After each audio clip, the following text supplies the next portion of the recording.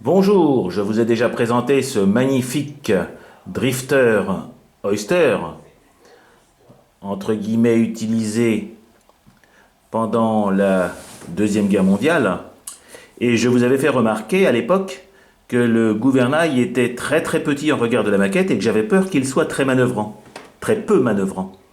C'est pourquoi le truc et astuce que je souhaite partager avec vous est extrêmement simple. Comment agrandir un gouvernail? Lorsque le gouvernail est très fin, comme celui de ce bateau, il suffit de faire un sandwich de 2 feuilles de contreplaqué, d'en coller toute la partie qui n'a aucun rapport avec le gouvernail et de laisser ouvert la partie qui va s'enfiler sur le gouvernail d'origine, puis de faire 2 petits trous. Moi j'ai choisi du 2 mm. Alors, je vais faire le démontage plutôt que le montage.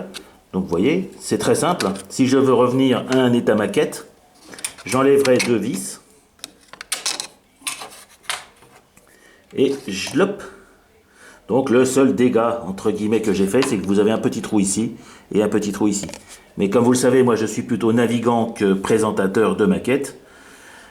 Donc, voilà, un petit sandwich de contreplaqué de 1 mm qui s'écarte, comme vous le voyez.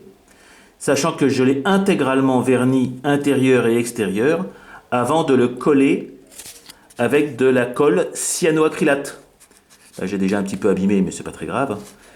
L'intérêt, c'est que ça prend 2 secondes à faire et 2 secondes à mettre ou à enlever. Si jamais votre gouvernail est très épais, avant de terminer votre sandwich, je vous recommanderais de coller tout à l'extérieur de la partie hors gouvernail, de coller une petite bande de contreplaqué ou de ce que vous voulez, de l'épaisseur équivalente à celle du gouvernail, pour que, entre guillemets, vous voyez, le gouvernail n'ait qu'à rentrer sans forcer.